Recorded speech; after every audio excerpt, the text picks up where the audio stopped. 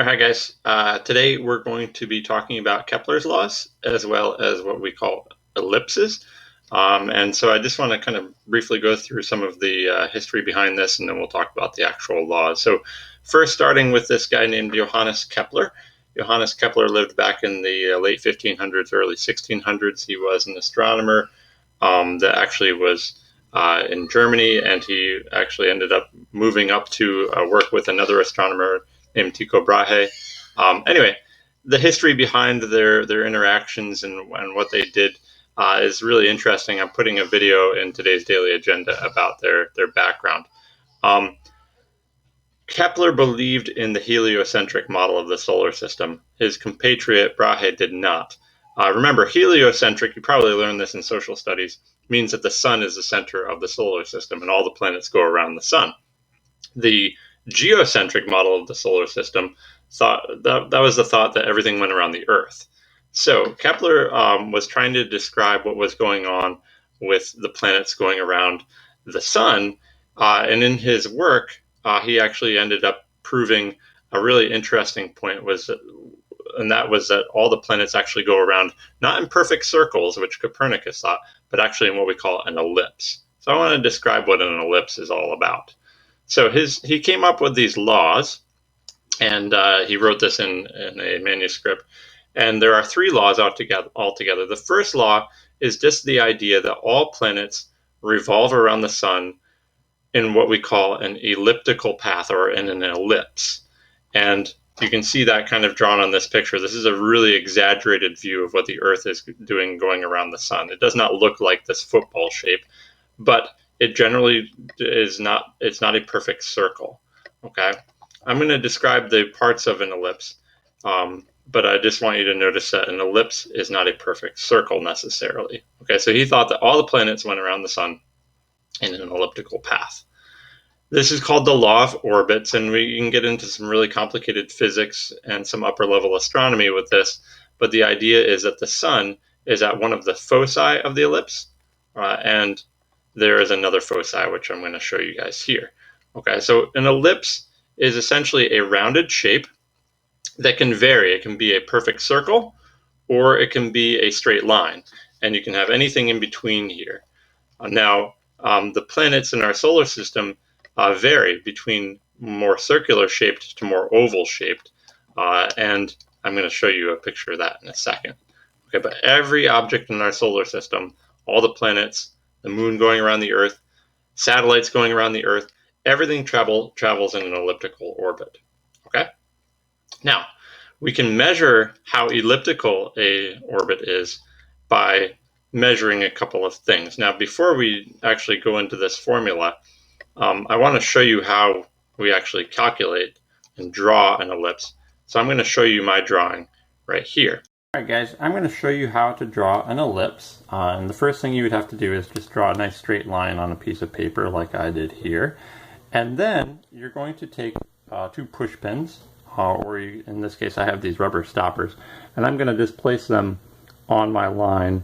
I'm just going to do this randomly, so I'm going to place them here and here on my line. And these represent the foci of the ellipse. So that's a foci, or focus, and that's a focus. I'm just labeling these. Now remember, in reality, the foci, one of the foci is actually the sun. So let's call this one, actually I'll just draw this like this. Here's the sun. You can kind of see it shining there. Okay, so that's the sun. Now, the next thing you would do is you take a piece of string like this and tie it in a loop, as you can see I did here. And you're going to put that around the push pins, in this case rubber stoppers. And then I'm going to take my marker and I'm going to stretch out that string as far as possible, as you can kind of see in the picture.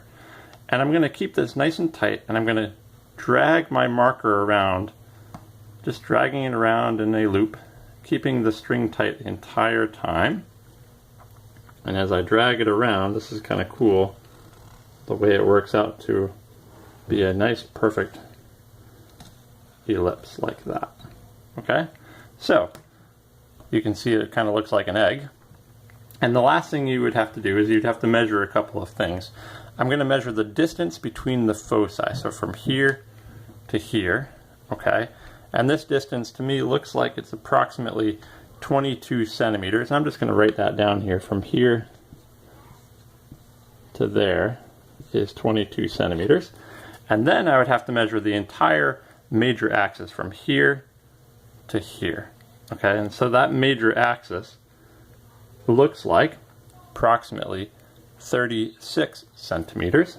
So from here all the way to the other side is 36 centimeters.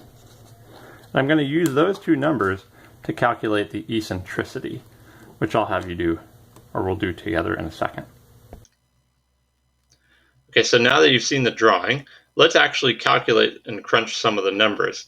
In your reference table on page 1, it says that eccentricity is equal to the distance between the foci divided by the length of a major axis.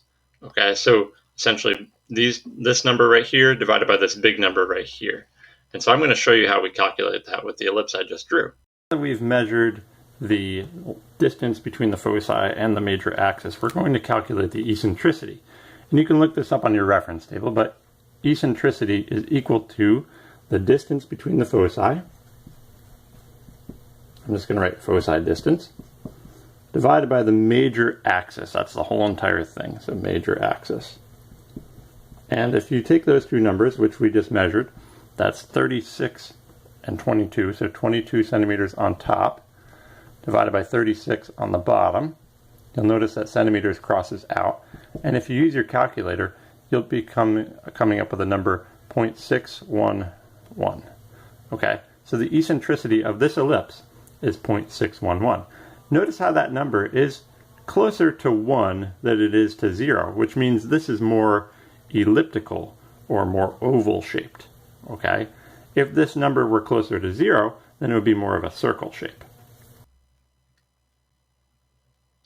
Okay, so one big thing to remember about eccentricity is that it's a number that is anywhere between 0 and 1. If you calculate it and you get a number that's over 1, you did it wrong. So just realize that you're going to have numbers that are 0 point something most of the time. Now, an eccentricity of 0 is closer to a circle, and an eccentricity of 1 is closer to a straight line or a more stretched out oval, okay, which we just saw in my demonstration. I want to show you a video about how this changes, how the eccentricity changes just by changing the distance between the foci, by changing how far apart those pins are. So I'm going to show you that right here. With the foci placed on a straight line, we now add a string and a marker attached. Now we can draw out the ellipse. Now let's do this again, but with foci closer together.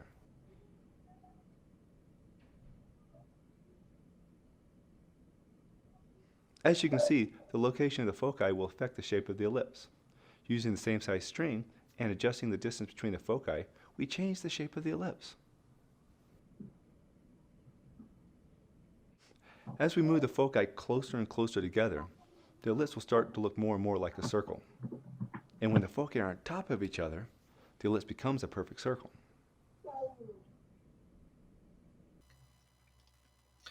Now, as you can see, here's some examples of some eccentricities. This is an eccentricity of 0. It's a perfect circle, so it's basically one pin. The distance between the foci is nothing because there's just one pin there, and we just draw a nice loop around it. This is an eccentricity of 0.23. You can see there's one of the pins. The other one would be somewhere over here. Okay, and so it's a little bit more stretched out. And this is a really greatly exaggerated elliptical orbit. You can see it's a lot more oval shaped or football shaped where the pins are really far apart. So the farther apart the pins, the farther apart the foci, the more elliptical the orbit. These are the actual eccentricities of the planet, and these are actually on your reference table. The eccentricity of Mercury is 0.206, so you can see it's pretty elliptical. It's got a pretty oval-shaped path. But if you compare that to Venus, look at Venus. It's almost an eccentricity of 0. It's essentially just a circle. You couldn't tell that there's any real difference.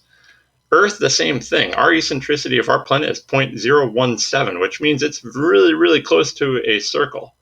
Now, there are times of the year when we're closer to the sun, and there are times of the year when we're further away, has nothing to do with our seasons, but that has something to do with Kepler's second law, which we'll get to in a second.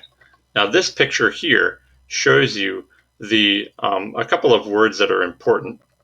When the Earth is closest to the sun, we call that perihelion. And when it's further away from the sun, we call that aphelion. Now, notice, in reality, this is an exaggerated view. It's more like this green circle here. But I just want to show you that there is a time when it is closer and when it is further away. Weird thing is, when we're at perihelion, it's actually our winter, okay? It's a southern hemisphere summer, but it's our winter in the northern hemisphere. And when we're at aphelion, it's actually our summer, even though we're farther away. Remember, seasons have to do with the tilt of the Earth. Now, that kind of leads us into the second law. Kepler's second law says that all planets revolve around the sun and travel an equal area over equal amounts of time. So basically, the time that it takes for the Earth to travel 1 month over here would be from here to here, okay? Now, if we were to draw from the sun and draw a nice triangle out of this, the area of this triangle and the area of this triangle are actually equal. So there's some geometry involved here. This, from here to here, is also a month. So even though we travel a short distance here, that's still a month. This, from here to here, is the distance that we travel in our path around the sun, and that's 1 month.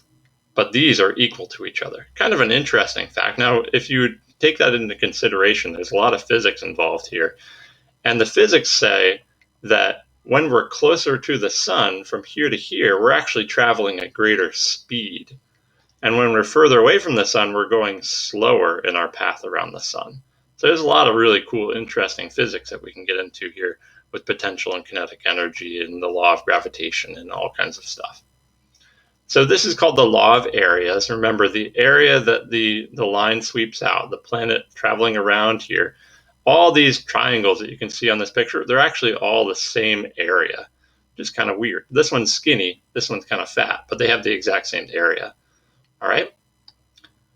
Now, interesting thing, because this led into Newton's laws later on in history, but when the Earth is closer to the sun, it's experiencing a greater force of gravity, which is going to make it travel around the path faster over here, and it's going to be going slower over here when it's further away. So that second law actually helped with Newton proving some laws of gravitation. This is the actual speed of the Earth in different parts of its orbit. When we are closer to the sun, which is technically in January, we're going 18.8 miles per second. That's a crazy speed. And when we're further away from the sun, we're actually going 18.2 miles per second. Not a huge difference, but obviously there is a difference. And remember that sometimes we are closer and sometimes we are farther away. Now, Kepler's third law, a pretty straightforward one, it said that the farther a planet is from the sun, the longer it takes to revolve around the sun. So basically, the further away it is, the longer it takes to orbit, the longer the revolutionary period. Now, these two numbers, these ideas are actually expressed on your reference table in the solar system data chart, which is on the page 15 of your reference table. And you'll see that the mean distance from the sun is listed here in millions of kilometers.